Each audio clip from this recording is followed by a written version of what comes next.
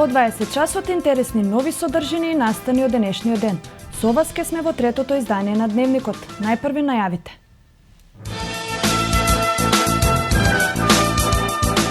Дали така нареченото чоробенско ќоше сепак ќе стане реалност? Надлежните од општина Куманово велат дека се работи интензивно за реализација на овој проект.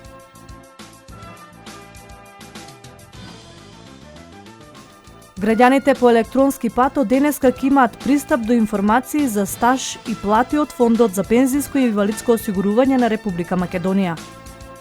Најмалку 5 цивили и 14 припадници на силите на самопрогласената Донецка народна република загинале во вчерашното гранатирање на украинските сили. Македонската фудбалска репрезентација направи скок од 5 позиции на најновата FIFA рейтинг листа, објавена денеска и се наоѓа на 100-тото место.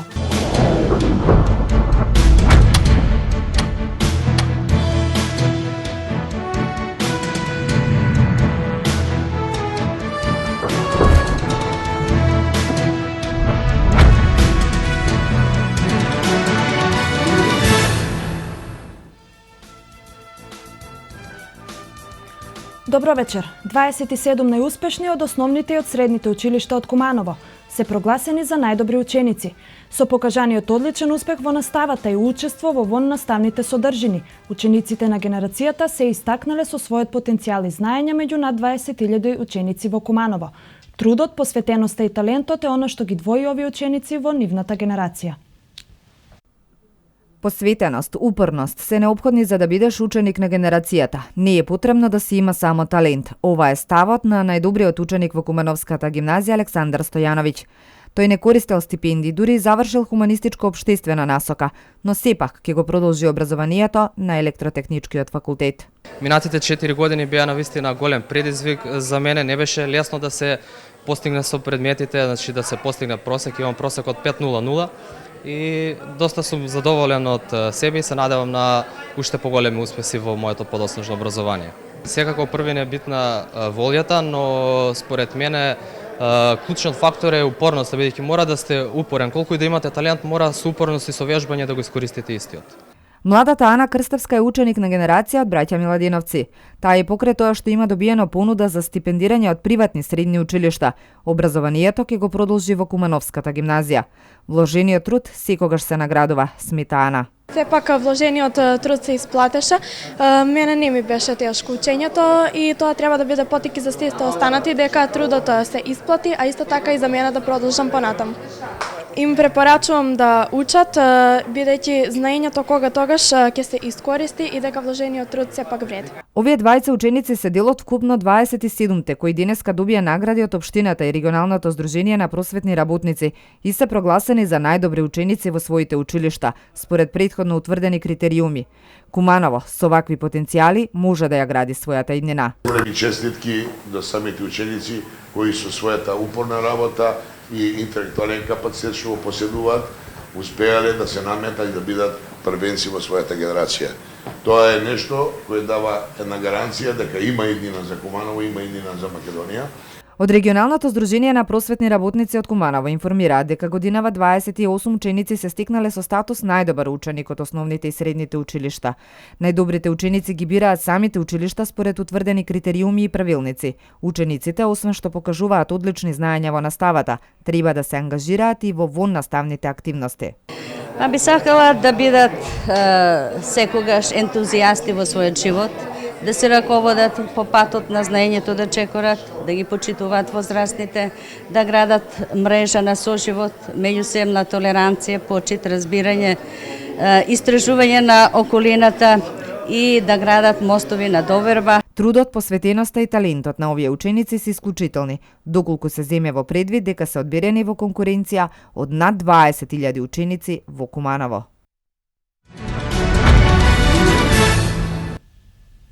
Дали така нареченото чоробенско ќоше сепак ќе стане реалност? Според зборовите на надлежните од општина Куманово се работи интензивно за реализација на овој проект, кој во наскоро време треба да почне да се реализира. Некогашното препознатливо така наречено чоробенско ќоше во Куманово се уште чека на финалниот изглед, кој доколку се реализира, значително ќе влијае за архитектонската убавина на Куманово. Докаде е целата работа и има ли некои нови информации за проектот, побаравме мислење од раководителот на урбанизам во општина Куманово Лидија Ланг Спасовска. Видите, 2012 година по усвојување на детален урбанистички план за централно градско подрачје, каде што беше предвидена основна намена административен објект со компатибилни содржини од страна на општина беше распишан јавен повик за идејно решение и целосната процедура беше завршена и имаме добиено идеен проект кој што подоцна беше разработен во главен проект од страна на општината, така да ние по однос на проектната документација сме комплетно спремни да отпочнеме уште утре. Меѓутоа имаме голем проблем со земјиштето кое што по најголем дел е собственост на Република Македонија, меѓутоа постојат делови кои што се уште се по основи на денационализација или експроприација на приватни лица. Општина Куманово досега поведе постапка за експроприација на истата и отстранување на склонопадните објекти кои што се на самата локација.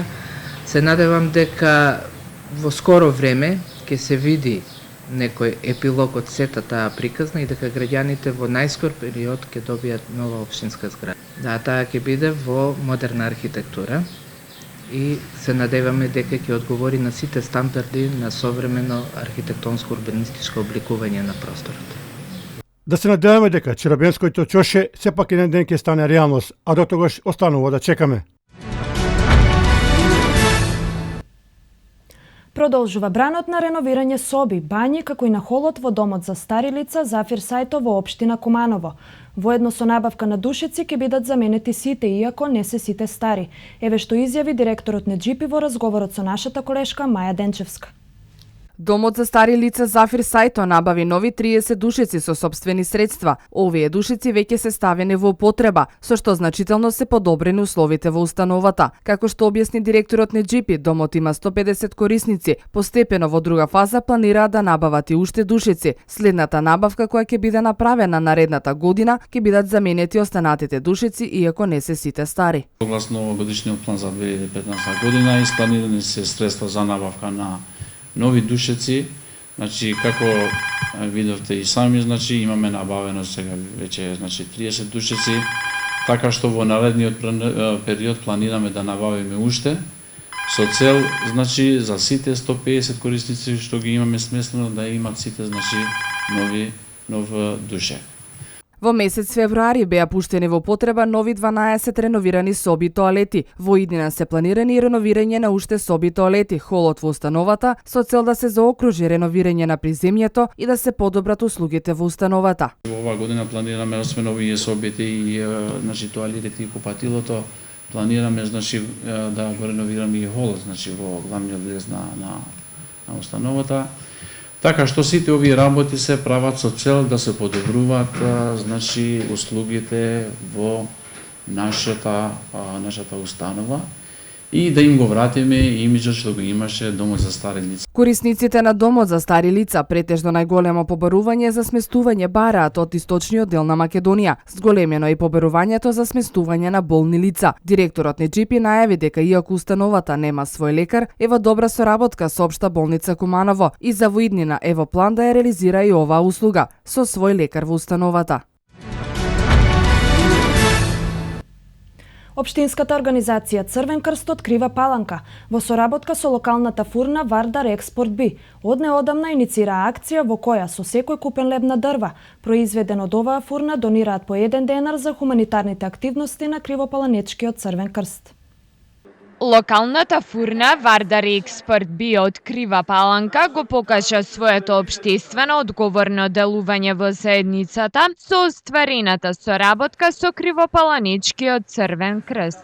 Од 23 мај во тек е нивната заедничка акција за собирање средства наменети за хуманитарните активности на општинската организација. Имено со купување на леб на дрва произведен во фурна Вардар, секој купувач донира по 1 денар во касата на Црвениот крст, од каде им се помага на ранливите категории. Со надеж дека ова ќе биде позитивен пример и потик за другите бизнисмени од градот и регионот, секретарот на Црвениот крст Пешевски упати апел за помасовен одзив на сите кои се во можност да се вклучат во хуманата мисија на оваа организација.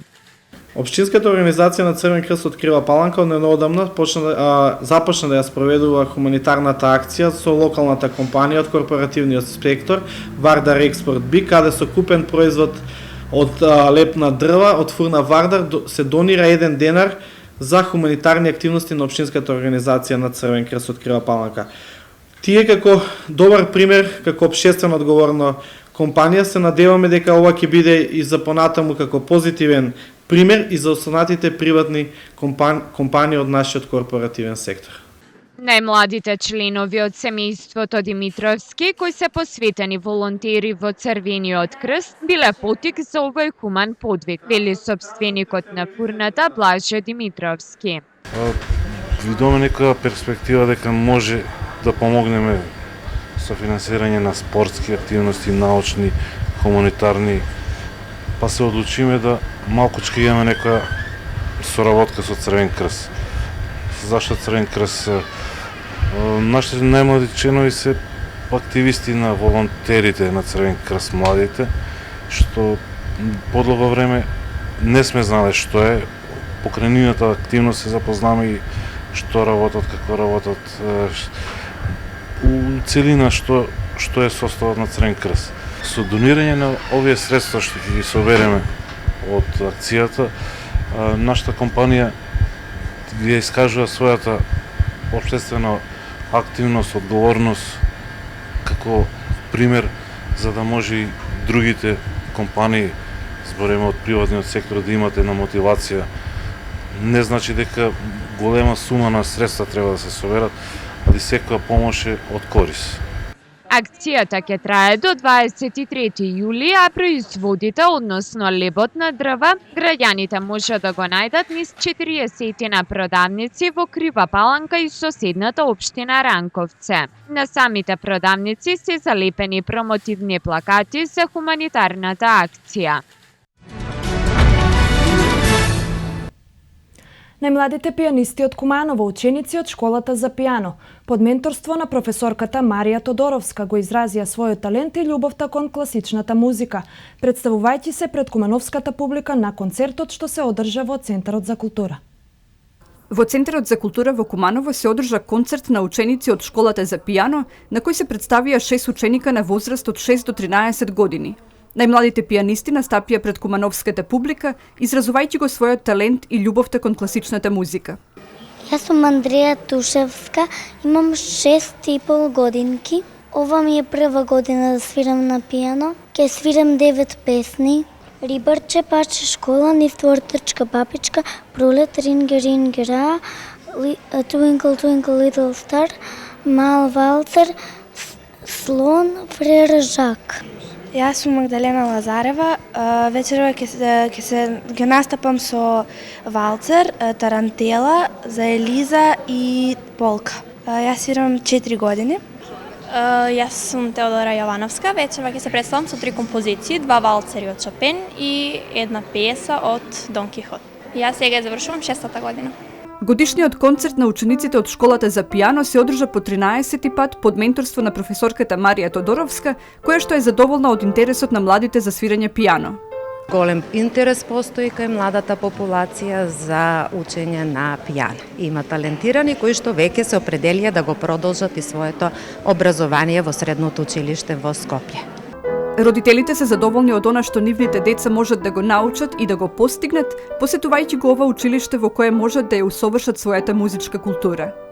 Сметам дека музиката е секогаш прекрасна и да ја слушаш, а посебно кога ја изведуваш, и мислам дека тоа ги поттикнува децата уште повеќе, ги инспирира да научат да свираат, да слушаат и друг тип на музика, помалку што се слуша, тоа е класичната музика.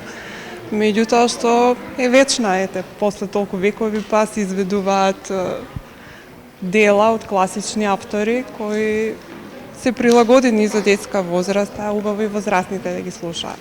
Училиштето постои веќе 13 години и во него поминале повеќе од 100 ученици. Неговите врати се отворени за сите заинтересирани и талентирани деца кои пројавуваат интерес за музиката.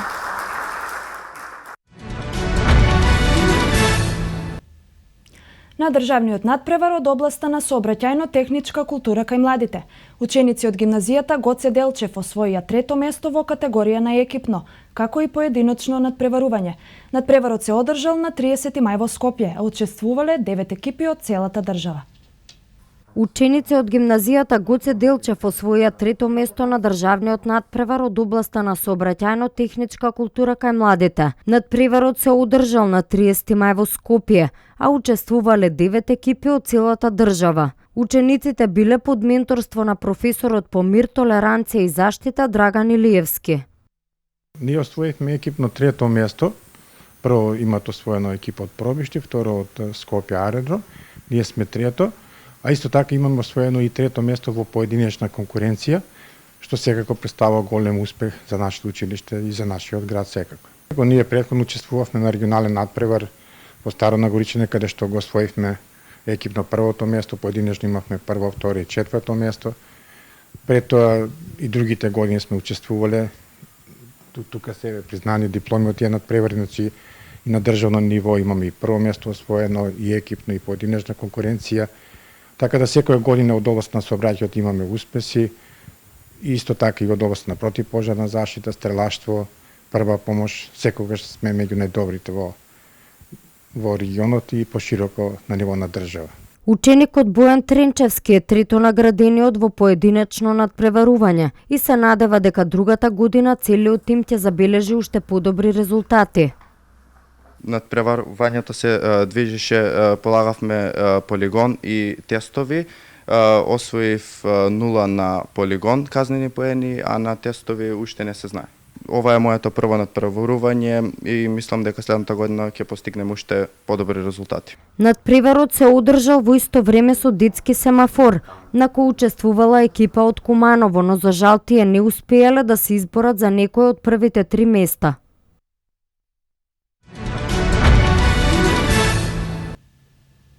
Рачни изработки на дизајнерот Филип Митевски беа изложени во уметничката галерија во Куманово. Пред присутните беше промовирана модерна и уникатна колекција на накит, изработен од чипка, кожа, кристали и други детали, а изложбата имаше продажен карактер. Прилог на Катерина Димитриевска-Арсеновска.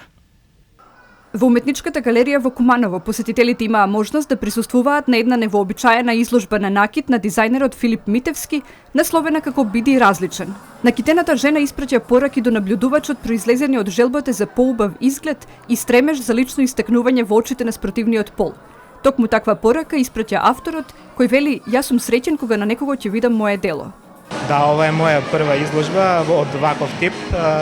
Инспирација ја црпам од секаде, од пред се од убавата жена. Во соработка сме во преговори да учествуваме на една меѓународна изложба во Бугарија, па потоа со некакви проекти надвор исто од нашава држава. Секој парче накит, изработено со многу љубов и посветеност, е уникатно на свој начин. Ваквиот накит постои само во имагинацијата на Филип, на која подоцна и дава живот и веќе никогаш не го повторува истиот. Беше истакнато при отворањето на изложбата. Значи, оваа вечер направиме соработка со нашиот сограѓанин Филип Митевски, кој што својот неоткриен талент успеавме, се надевам оваа вечер да го откриеме пред кумановската јавност, а се надевам и пошироко. Оваа вечер навистина има што да се види, неговиот накит е рачно изработуван, секој модел е уникатен, а при својата изработка тој користи тантела, чипка, бисери, стаклени перли и многу друг материјал. Филип Митевски веќе 5 години професионално се занимава со дизајнирање на накит, а својот талент го надградува во Софија и во другите европски центри, каде што има посетувано различни курсеви за рачна изработка на специјална техника за накит. Неговиот накит е за секаква пригода, од дневни прошетки до вечерни елегантни случувања, па присутните можеа да си го одберат омиленото парче накит, бидејќи изложбата беше со продажен карактер.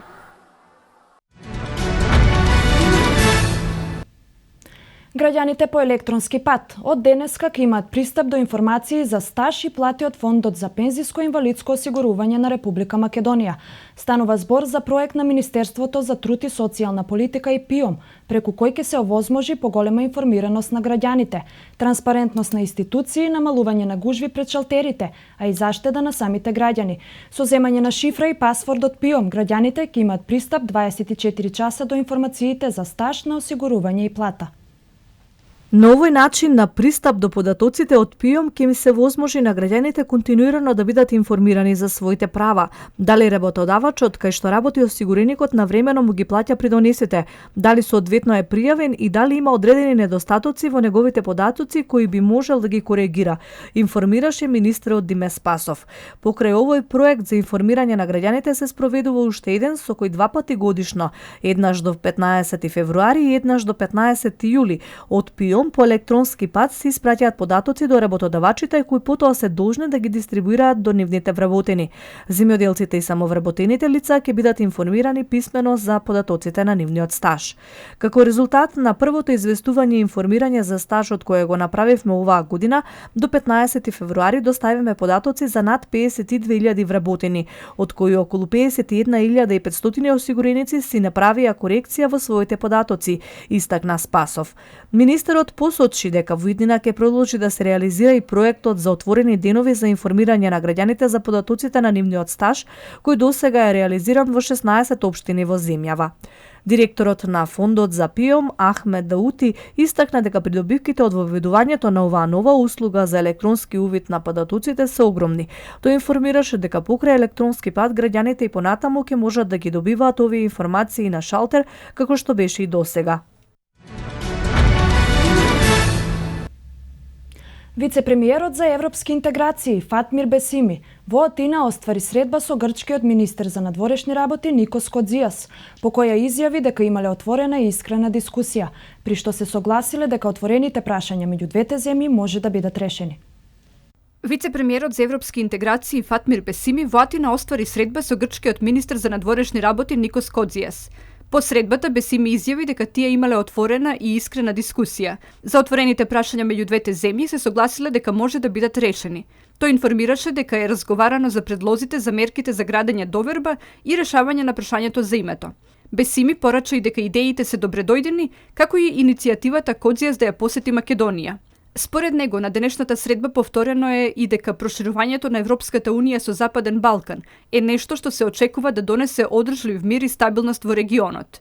Во однос на политичката ситуација во Македонија, Бесими наведе дека сега е поголем оптимист и оти договорот меѓу политичките партии ќе придонесе не само за политичката стабилност, туку и за побрзо имплементирање на агендата за реформи, што ќе има и позитивен одраз врз евроатлантскиот процес на Македонија.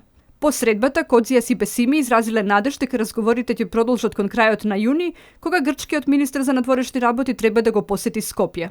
За македонскиот вице-премиер, ова е втора официјална средба во Атина по првата во јуни 2013 година. Инаку тој изјави дека самата посета на Атина е на некој начин градење доверба меѓу двете земји.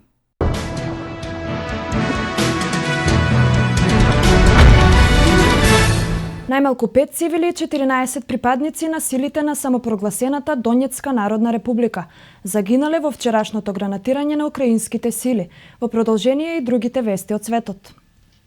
Украинската војска взори почна со тешко гранатирање. Под артилериски оган се најдоа Донец, Широкино, Горловка и Спартак. За сега загинаа 5 цивили.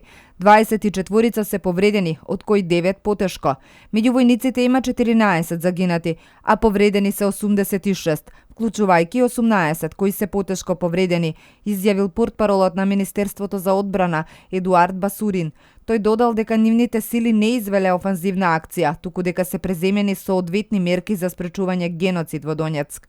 Меѓутоа, украинците имаат поинаква верзија. Според нив, русите тргнале во голема офанзива.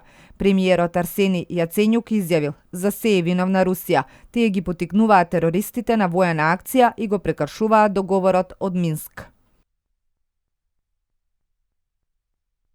Обединетите нации упатија денеска апел за собирање на $0,5 милијарда меѓународна помош за решавање на хуманитарната криза во Ирак, која е интензивирана поради судирите со милитантите од Исламска држава.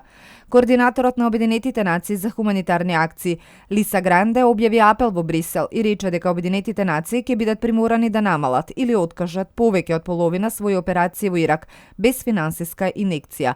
Светската организација соопшти дека и се потребни $497 милиони за засолнешта, храна и вода за следните 6 месеци за 5,6 милиони луѓе раселени или погодени од насилствата на ирачките сили и Исламската држава. Од почетокот на годината во Ирак раселени се 3 милиони луѓе, а по новата офанзива на исламистите на запад во државата во изминатиот месец своите домови ги напуштија десетици илјади луѓе. Бројот на загинати на бродот Источна звезда, која се преврте под налет на торнадо на реката Јангце, се искачи на 65, но затоа пак на уште 370 луѓе им се губи секој трак. Спасителите деноноќно ја пребаруваат реката. Многу од 456 патници биле стари луѓе, но досега се пронајдени само 14 преживеани, вклучувајќи го и капетанот, и тоа би можело да биде најголемата и најлоша бродска несреќа во Кина во последниве 70 години. Источна звезда пред тргнувањето на 11-дневното патување ја поминала проверката на инспекцијата. Минатиот месец пренесоа кинеските медиуми. Според документите на локалната поморска стража, бродот поради недостатоци бил задржан и во 2013 година.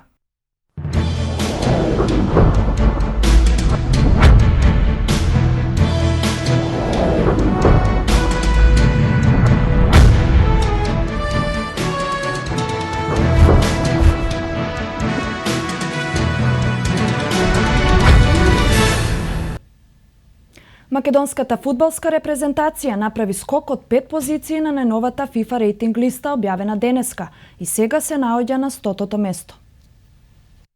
Следниот противник на црвено-жолтите во квалификациите за Европското фудбалско првенство 2016, репрезентацијата на Словачка напредуваше за 2 позиции и од 19-тото скокна на 17-тото место. Од другите противници во нашата квалификацијска група најдобра е Шпанија на 10-тото место. Украина е 35-та, Белорусија се наоѓа на 80-тото место, а Луксембург е 131-ви. 10 најдобри ги предводи Германија, Белгија со скоку од едно место изби на втората позиција. Потоа следуваат Аргентина, Колумбија, Бразил, Холандија, Португалија, Уругвај, Франција и Шпанија. Следното рангирање FIFA ќе го направи на 9 јули. Поранешниот селектор на Македонија Чедомир Јаневски повторно ќе работи во Белгија. Македонскиот фудбалски стратег ќе биде нов тренер на белгискиот тим Мускрон, јавуваат тамошните медиуми. Поранешниот македонски селектор постигнал договор со овој тим, а официјалната промоција се очекува до крајот на денот. Јаневски доаѓа на местото на Јохан Валем, а ќе има задача да му обезбеди опстанок на Мускрон во најквалитетната белгиска лига. Македонскиот стратег во минатото беше тренер на Клуб Бриж, Гент, Црвена звезда, Енозис, Етникос, Ахна и Монс.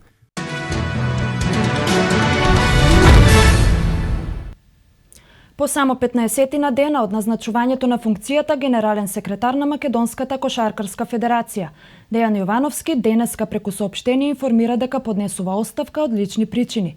Ве информирам дека од лични причини се повлекувам од функцијата генерален секретар на Македонската кошаркарска федерација. На председател на МКФ и управниот одбор им се заблагодарувам за дадената доверба и обезбедените услови за работа, а воедно им посакувам успешна работа во насока на развој на македонската кошарка и достојно презентирање на националните селекции во меѓународни рамки, стои во обраќањето на Јовановски до јавноста.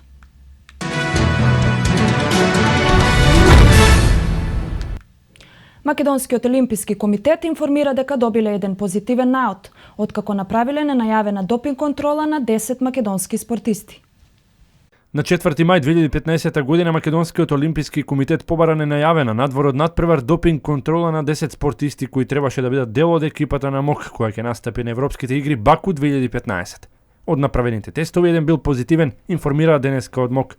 Во соработка со Националната антидопинг комисија беа земени примероци од 10 спортисти, а по завршување на анализата на резултатите направена во акредитираната лабораторија во Сиберсдорф, Австрија, беа добиени 9 негативни и еден неповолен аналитички наод кој наведува дека постои предпоставен прекршок на антидопинг правилата. Сите правни процедури се преземени и наскоро конечната одлука ќе биде јавно достапна, информираат од МОК преку својата официјална интернет страница. На првите европски олимписки игри во Баку, Азербејџан требаше да учествуваат 43 македонски спортисти во 9 дисциплини. Како и да е, по позитивниот тест на еден од нив, неизвестна е конечната бројка за надпреварувањето. Игрите ќе се одржат во периодот од 12 до 28 јуни. Европската фудбалска федерација во текот на вчерашниот ден спроведе ненајавена допинг контрола за време на тренинг на Барселона. На допинг тест беа подложени 8 фудбалери на шпанскиот шампион, и тоа Лионел Меси, Пике, Иван Ракетич, Рафиња, Тер Штеген, Жорди Алба, Адриано, како и Серхи Роберто. Барселона в сабота од 20 часот и 45 минути во Берлин го игра финалето од Лигата на шампионите против италијанскиот првак Јувентус.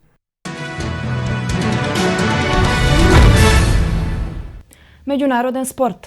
Стандардниот првотимец на Јувентус, Џорџо Кјелини, поради повреда нема да игра во финалето на Лигата на шампионите во сабота против ривалот Барселона. Еве ги и другите вести. Кјелини во средата го напушти тренингот поради болки во мускулниот лист на левата нога, а денешните прегледи покажале дека има оштетување, што значи дека нема да му биде на располагање на тренерот Алегри. Неговото место во стартната постава ќе го заземе Барзали, кој неодамна се опорави од повреда. Тоа значи дека во сабота во Берлин нема да има блиска средба на теренот помеѓу Кјелини и Суарез. За потсетување, минатата година на Мундијалот во Бразил, уругваецот го гризна италијанскиот дефанзивец, поради што заработи суспензија. Финалето во Лигата на шампионите помеѓу Јувентус и Барселона се игра во сабота, со почеток во 20 часот и 45 минути. А во средата во Барселона беше интересно поради доаѓањата и заменувањата. Фудбалскиот клуб се прости од Чави Ернандес, кој на крајот од оваа сезона ќе го напушти каталонскиот клуб. Чави има можност на совршен начин да ја каже збогум на Барса, со оглед на тоа дека каталонците во сабота играат финале во Лигата на шампионите против Јувентус. Играчот за врска со каталонскиот тим освои 24 трофеи и беше клучен фудбалер, врз кој се основаше популарната тики-така. Чави кариерата ќе ја проложи во катарскиот Ал Сад, благодарност до Барселона и сите оние кои направија ова да биде реалност. Никогаш нема да можам доволно да му се одолжам на клубот поради сето она што ми го даде. Се надевам дека пред да заменам во сабота, ќе го освоиме трофеот во Берлин. Бекот на Голден Стейт Клей Томпсон доби официјално одобрување од лекарите дека може да игра во петок наутро во првиот меч од НБА финалето. Искусниот Томпсон доживеа повреда на главата на мечот со Хјустон минатата седмица. Се шпекулираше дали ќе може да игра во првиот дуел со Кливленд, но сомнежот е отфрлен. Вториот стрелец на Вориорс, кој оваа сезона просечно бележи по 22 поена на меч, на тој начин во тандем со Стеф Кари ќе ја нападне првата НБА титула за Голден Стейт по полни 40 години. Првиот надпревар од финалната серија од НБА плейофот помеѓу Голден Стейт и Кливленд се игра во петок наутро.